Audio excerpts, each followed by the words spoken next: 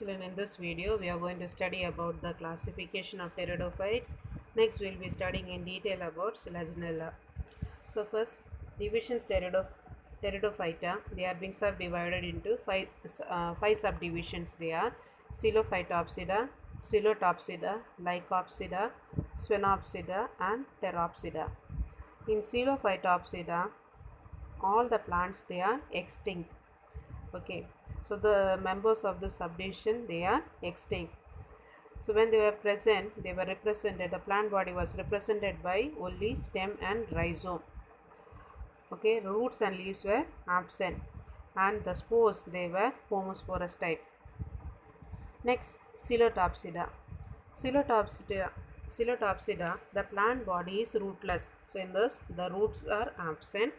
Scaly appendages leaves are present there. Gametophyte is colorless, and fungal is found in association with the plant body as well as in the gametophyte. Next, the spores they are produced here, they are also homosporous. Next is the Lycopsida. Lycopsida, here the plant body is differentiated into root, stem and leaves. Okay, ligules are present there. Here both homosporous and heterosporous spores are found here. Next, Sphenopsida. Next is subdivision Sphenopsida. Plant body is again differentiated into root, stem and leaves. Now here the homospores are produced, along with that incipient heterospory is found here. Incipient means it's a heterospores development is starting to taking place. Next is the Pteropsida. The plant body is differentiated into root, stem and leaves, and here both homosporous and heterosporous forms are present here. So this is about the classification of pteridophytes. Now let's study about the Selaginella in detail. So here Selaginella, it belongs to the division Lycophyta, class Ligulopsida, order Selaginales, family Selaginellacea, genus Selaginella. Selaginella is commonly called as spike moss. They are distributed in humid temperature and tropical rainforest. Selaginella rupestris and Selaginella lepidophylla are xerophytic. Xerophytic means they grow in a region where there is lack of water. Selaginella cruciana, Selaginella chrysocollus, Selaginella megaphylla are some common species. In few Selaginella species, during dry season, the entire plant body gets curled and become fresh green when moisture is available. Due to this, they are called as resurrection plant. So here resurrection plants is referred to Selaginella. Few species of Selaginella during the dry season, the whole plant will get curled up. Okay, and again they will become fresh when there is moisture is available. So this group of plants they are called as resurrection plants. Example for this is Selaginella lepidophylla. The external morphology. The plant body of Selaginella is sporophyte. It is in diploid condition. It is differentiated into root, stem and leaves. There exist variations in the habit of Selaginella. Some species possess prostrate creeping system. Prostrate we have already studied, that is, it is in a sleeping gesture or it is going parallel to the ground. Suberect. In some plants, some part of the plant they start growing erect. Some are completely erect, some are climbing. Okay. Selaginella oregana is an epiphyte. Epiphyte means the plant which grow on another plant. So this is a species of Selaginella which grow on other plants. Most of the species are perennials. Perennials means they grow for many years. On the basis of the structure of stem and arrangement of leaves, Selaginella is divided into two subgenera, namely Homeophyllum and Heterophyllum. So Homeophyllum include species with erect stem and spirally arranged leaves. So here, based on the structure of the stem and arrangement of the leaves, they are classified into two groups, Homophylum and Heterophyllum. Homophylum, they include the species which have erect stem and spirally arranged leaves. Okay, and Heterophyllum, they include the species which prostrate stem with short erect branches and dimorphic leaves. So here Heterophyllum, the stems they are prostrate with some short erect branches are there, And next here the leaves, they are dimorphic. Dimorphic means they show two types of morphology. Next here you can see the root. Primary roots are short-lived and the adult plant has adventitious roots. The roots may arise at the point of dichotomous branching or knot-like swelling present in the basal portion of the stem. So here already we have studied in the pteridophytes, the stem they show dichotomous branching. So here dichotomous branching, what we study, when the branches divides into two. So here in the young condition, in the young Slagenella, primary roots are present, but in the adult condition adventitious roots are present, and these roots they arise from the dichotomous branching or the knot-like structure or the basal swelling found in the portions, the basal portion of the stem, the lower portion of the stem. These roots they arise. These roots they are endogenous in origin. Endogenous in origin means the lateral roots they originate from the pericycle. Okay, lateral roots they originate from the pericycle, then it is called as endogenous in origin. Next is the rhizophore. In many species, long cylindrical, unbranched and leafless structures arise from the lower side of the stem at the point of dichotomy, and they are called as the rhizophores. So here you can find in the diagram also, in the figure 2.25 you can find there is some cylindrical unbranched structures which is arising from the lower side of the stem. They are called as rhizophores. Okay, and they are some also arise from the dichotomy. They are called as the rhizophores. They grow vertically downwards and they produce adventitious roots at the tip. Next, we can study about the stem. The stem may be erect, dichotomously branched, or prostrate with lateral branching. The prostrate stem is dorsiventral. The stem which is growing parallelly, they show both dorsal side as well as the ventral side. Next, the leaves. The leaves are microphyllous, sessile, and simple. Microphyllous means what? They are small in size. A single midvein is present in the leaves. The vegetative leaf as well as the sporophyll bears a small membranous tongue-like structure on the adaxial surface that is called as the ligule. So here in this leaf you can find the vegetative leaf as well as the sporophyll. They have a small membranous tongue-like structure on the adaxial, that is upper surface, and that is called as the ligule. The basal part of the ligule, they possess a hemispherical mass of thin walled cells. They are called as glossopodium, and the function of ligule is not much known, but it is said it is viewed to be associated with water absorption and prevent the desiccation of the shoot. So here this ligule is a tongue-like structure, a membranous tongue-like structure which is found on the basal surface of the stem of the leaves, and it is said its major function is not unknown, but it is said it is meant for absorption of water and preventing the leaf from getting dried up. The members belonging to Homophilum type possess same type of leaves spirally arranged on the stem, whereas Heterophyllum type they have two types of leaves, two dorsal rows of small leaves and two ventral rows of large leaves. So here already we have studied based on the structure of the stem and the leaves arrangement.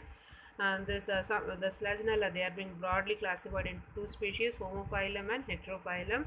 So here in the Homophilum, they have what spirally arranged leaves are present there, whereas in Heterophyllum there are two rows of leaves are arranged. Okay, two rows of two dorsal rows, they have the small leaves, that is the microphylls, and the two ventral rows they have the large leaves, that is the megaphylls. The internal structure of the root we are going to study. The transverse section of the root reveals an outermost layer called the epidermis. You can see the outermost layer is the root is the epidermis. It is a protective layer and it is made up of tangentially elongated cells are there. Then cortex is homogeneous, made up of thin-walled parenchymatous. Below the epidermis is present the cortex. The cortex is made up of parenchymatous cells. The innermost layer of the cortex is the endodermis. You can see here a single barrel-shaped parenchymatous cells are present. That is the endodermis. That is the red color you can find there. Next, the stele is protostele. So next to endodermis is present the stelar region. So here it is the protostele. Protostele means what you studied. The xylem is surrounded by the phloem. Monarch condition. Monarch means xylem element. One bundle of xylem element is present there, and the xylem is exarch. Exarch means larger xylem. That is the uh, metaxylem elements are present in the center, and the protoxylem elements they are present towards the periphery. So this represents the exarch condition. So here it is said the stele is protostele, monarch, and xylem is exarch. So protostele we have already studied. What is protostele? When the xylem is towards the center and it's surrounded by the phloem, then it is called as protostele. Monarch, only one bundle of xylem element is present there, and xylem is exarch means larger xylem elements, that is the metaxylem they are in the center, and the protoxylem, the small xylem elements, they are towards the periphery. So this is about the internal structure of the root. So what you have studied, outermost is the epidermis, below that is a continuous mass of parenchymatous cortex is present, innermost layer of the cortex is the endodermis, below the endodermis is the stellar region. Stellar region we have studied, it is plectostele, monarch, and xylem is exarch. Next, you are going to study about the rhizophore. The outermost layer of the rhizophore is the epidermis. It is single layer and is covered with a thick cuticle. The cortex is differentiated into outer sclerenchymatous and inner parenchymatous layer. The innermost layer of cortex forms the endodermis. Protostele, it is monarch and exarch, but it is centrifugal. In Slagnella crossiana, crescent shaped in Slagnella atroviridis. So here you can see here in the rhizophore, outermost layer is the epidermis, below the hypodermis is present there, made up of sclerenchymatous cells, below that is present the cortex, below the cortex is present the endodermis, that is the innermost layer of the cortex is the endodermis, inner to the cortex is the stellar region, again the stellar region it is what it is, protostele type, again monarch as well as exarch in condition. Next, about the stem. The anatomy of the stem reveals the presence of epidermis, cortex, and stellar region. So epidermis is again made up of single layer of parenchymatous cells, thick cuticle is found here. The cortex is parenchymatous with cells arranged without intercellular spaces. So below the epidermis is present the cortex, okay, arranged with without intercellular space, and sclerenchymatous hypodermis is noticed in Slagnella lepidophylla. The presence of radially elongated endodermal cells. So here you can see in this diagram figure 2.28, the outermost layer is the epidermis is visible, below the hypodermis is present, sclerenchymatous hypodermis is present, below that continuous mass of parenchymatous cortex is present. Next, here you can find, in this case you can find the radially elongated endodermal cells. So the endodermal cells, they are, that is the blue layer that forms the endodermis. Here from the endodermis some cells they are elongated, they are called as the trabeculae. Okay, as a result of this presence of this trabeculae in the center, you can find air space is present there, and below the air space only what is present, the stellar region is present. So presence of radially elongated endodermal cells, they are called as the trabeculae, is a characteristic feature of Slagnella. The Casparian strips are found in the lateral walls. The Casparian strips are what? They are the suberin deposits which is found in the endodermal cells. The rapid stretching of the innermost cortical cells in comparison with the stele results in the airspace, and the stele appears to be suspended in airspace with the help of trabeculae. The stele is protostele and exarch. The variation in number of stele is found in maybe monostelic, that is only one stele is present there, distelic, two steles are present there, or polystelic. The xylem is monarch or diarch. Diarch means two xylem bundles are present there. Tracheids are present, but vessels are also noticed in Slagnella densa and Slagnella rupestris. So here already we have studied in the case of pteridophytes, the conducting element, the water conducting element is the tracheid. Okay, only in few species of Slagnella we can find vessels are present. So for the species of Slagnella where the vessels are found is Slagnella densa and Slagnella rupestris. Next is the leaf. The leaf shows upper and lower epidermis. The epidermal cells have chloroplast. Stomata occur on both surfaces. The mesophyll is made up of loosely arranged thin walled cells with intercellular spaces. So here in the leaf there are two epidermis, upper and lower epidermis. In the epidermis, chloroplast is present, stomata is present on both the surface. Next, the region between the two epidermis is called the mesophyll. The mesophyll cells, they are loosely arranged with intercellular spaces. There is a median vascular bundle surrounded by a bundle sheet. So vascular bundles, they are surrounded by the bundle sheet. Okay, they are present in the median region. In vascular bundle, xylem is surrounded by the phloem. Next, about the reproduction. Selaginella shows both vegetative and asexual mode of reproduction. So here vegetative mode of reproduction, it is Selaginella reproduce vegetatively by fragmentation, bulbal formation, tuber formation and rusting buds. All this we have already studied. Sexual reproduction. During sexual reproduction, spores are produced. Selaginella is heterosporous and produce two types of spores, namely microspores and microspores in microsporangium and megaspores in megasporangium. So here you can see in this diagram L is of cone, as we have already studied. The sporophylls, they are arranged in the form of a cone, that is called as the strobilus. So here you can see the megasporophylls. The megasporangium containing a leaf, that is called as megasporophyll.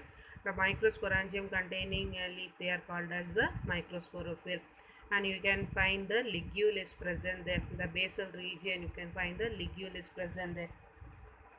So here we have studied Selaginella, they are heterosporous. They produce two types of spores, microspores and megaspores. Microspores, they are produced in microsporangium, and megaspores, they are produced in megasporangium. The sporangia are bound singly in the axil of the microsporophyll and megasporophyll respectively, as you can see in the diagram. The sporangia, they are bound single. Okay, single sporangia is present in the axil of the microsporophyll and megasporophyll. The sporophylls are arranged spirally around the central axis. So these sporophylls are arranged spirally in spring type around the central axis, and they aggregate to form the strobili or cones. Variation in the distribution of microsporangia and megasporangia among the species are seen. In Selaginella, selaginoides and Selaginella rupestris, megasporangia are present in the basal part of the cone. So here you can find this, there is a variation seen in the arrangement of the microspores and microsporangia and the megasporangia. So in some species, in the basal portion we can find the megasporangium. In some species only single megasporangium is present. In some species this megasporangium and microsporangiums are present in the two sides of the strobilus. Okay, in Selaginella inaquifolia, one side of the strobilus they have megasporangia and the other side they have microsporangia. So here there are variation seen in the arrangement of the micro and the megasporangia. Separate strobili with microsporangia and megasporangia are present in Sporangia gracilis and Sporangia atroviridis.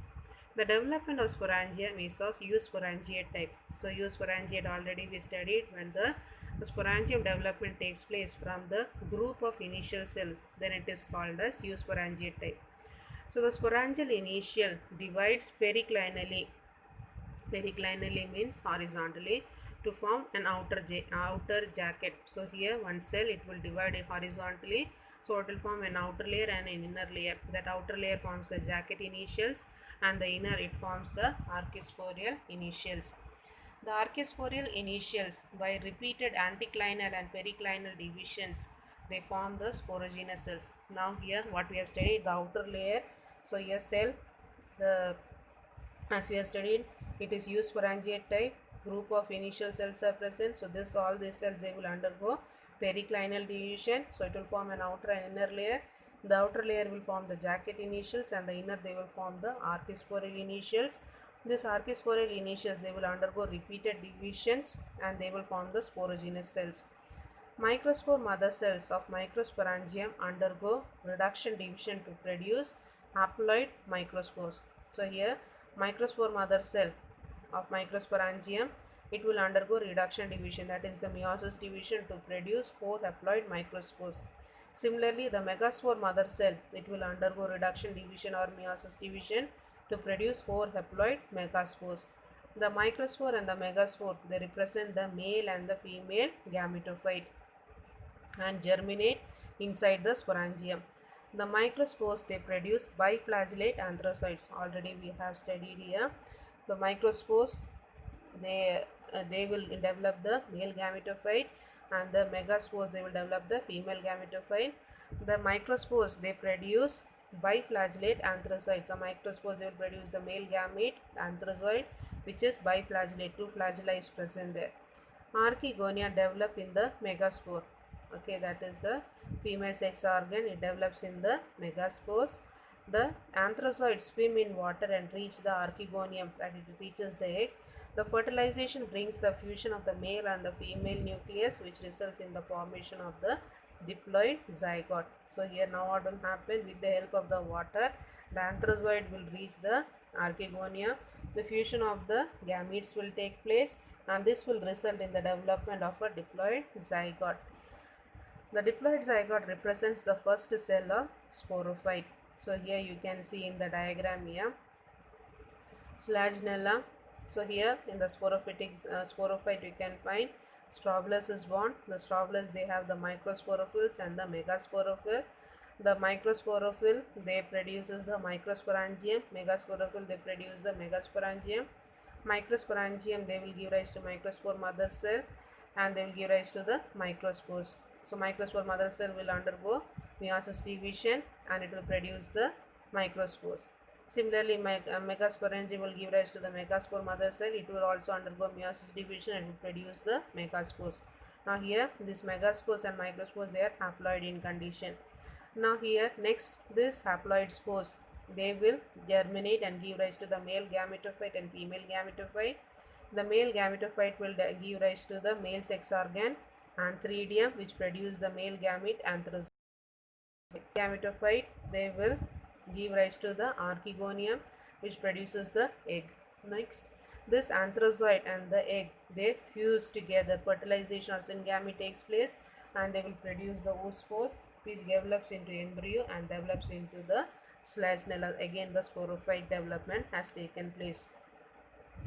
So it undergoes several mitotic division to form the embryo. The embryo develops into a mature sporophytic plant. So in the life cycle of Slagenella, alteration of sporophytic and gametophytic generation is seen here. So this is what we have studied about the life cycle of Slagenella.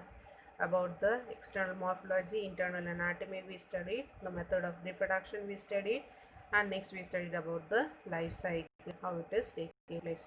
Hope you have understood this. Thank you, children.